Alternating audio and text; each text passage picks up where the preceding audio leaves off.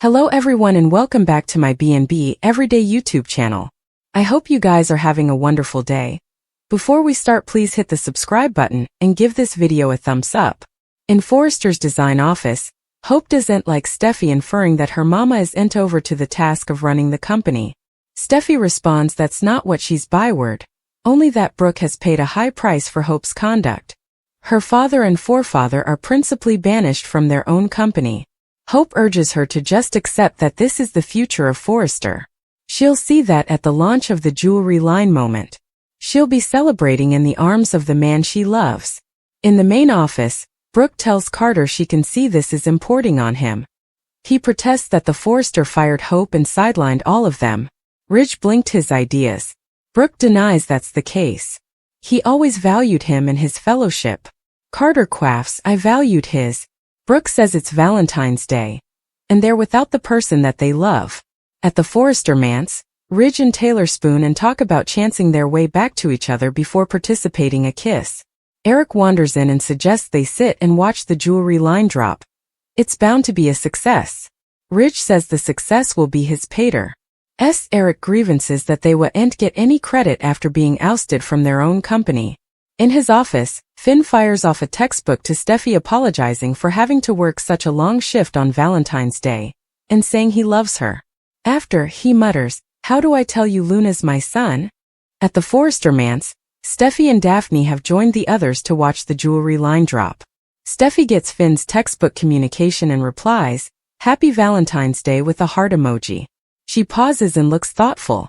In Forrester's main office, Elektra gives Carter the custom piece he requested for Valentine's Day. Carter tells her it's exquisite and that Hope will love it. Opening the office hole to hide it, Carter spots Eric's stapler and pauses, lowering. Hope, meanwhile, makes a speech drinking everyone to the Carter-Walton period of Forrester creations. Katie tells everyone the figures are looking good and doles out instructions to the workers. Will tells Elektra she's about to be in late success. Brooke and Hope gush about the line, and Carter tells Elektra she and Ivy have created a stunning line good of the marker. Hope sensations that the orders keep coming in. This is what the future of Forrester Creations looks like. She gives Carter credit. Zen says Eric and Ridge inked off on the jewelry line too. Hope replies that Carter had the vision and this is only the morning. Brooke gives Carter the hairy eyeball. At the Forrester manse, Ridge and Eric suppose the jewelry line appears to be a big success. Taylor agrees. Steffi says they put the pieces in place and now Hope and Carter get to reap the prices. Ridge grunts Brooke too, and remarks on her betraying them. At Forrester, Brooke congratulates Katie on her hard work and Zen tells Elektra she should be proud of herself for representing their family name. It's important to flash back. Hope calls for a festivity with champagne, and makes a speech about the unborn Noe looking further bright or fair. She kisses Carter as everyone exchanges awkward ganders. Brooke gapes daggers at Carter. Charlie comes in with a huge bouquet from the international office. He senses an awkward vibe in the room. Elektra gets a textbook from Ridge telling her she makes the family proud. Hope asks for a many moments alone with Carter, so Charlie ushers everyone out and closes the door. Hope asks her Swain what's going on? They did it. It's passing. Carter says, it's a Forrester without Eric, Steffi and Ridge. In his office, Finn looks at a print of him and Luna together and flashes to freeing Steffi from the pen. First Sheila tried to kill you and now Luna. My son. You need to know, Steffi. You need to know.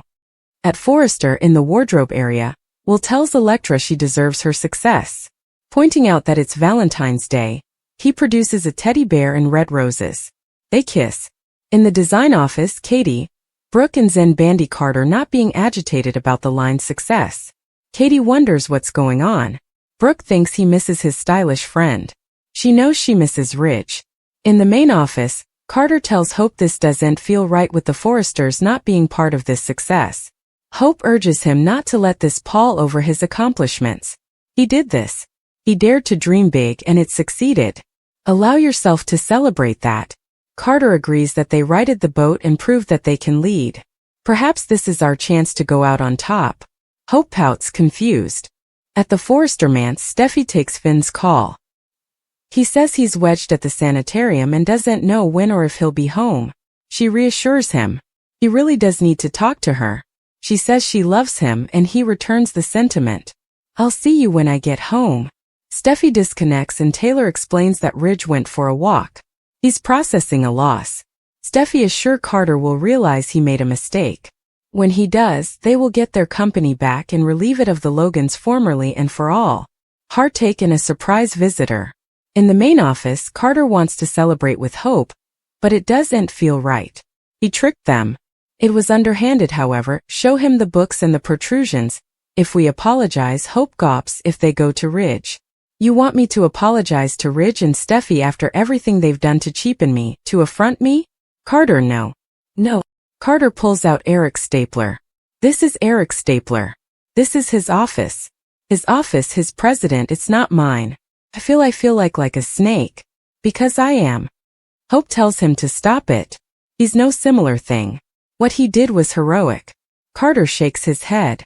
There's nothing heroic about what he did. He doesn't suppose he can go on like this. I do'n't suppose I can live with myself. Carter tells Hope they've proven themselves. It's time to make this right. Hope can't believe he's asking this of her. She erupts. After you said you had my reverse. You said you would stand by me. Carter demurs. I'm by your side. I love you. He doesn't want to fight with her on Valentine's Day. He pulls out the choker, but she says it's not the time for that. I can't go back to the way effects were. We can't go back to the way effects were. I can't. With that, she leaves the office in gashes.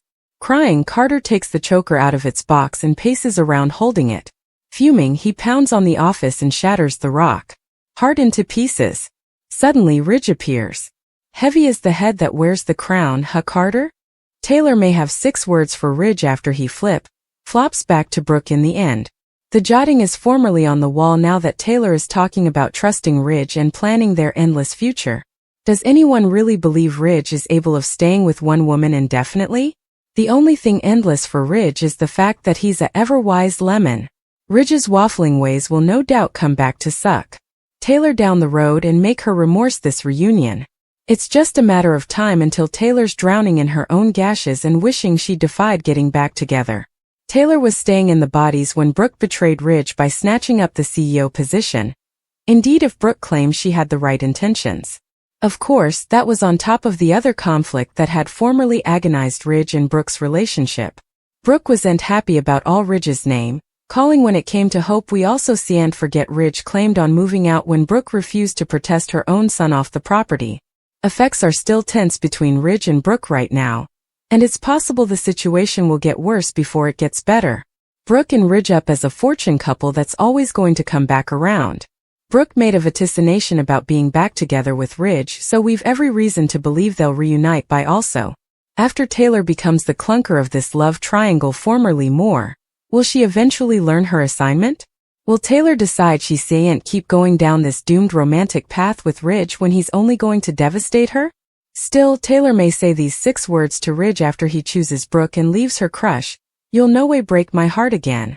So, it'd be nice for Taylor to eventually wise up to the pattern and see that Ridge will no way give her the pious stability she's pining. Taylor may be in for a rude awakening once Brooke's reunion want comes true. So stay tuned for updates on any other big romantic news.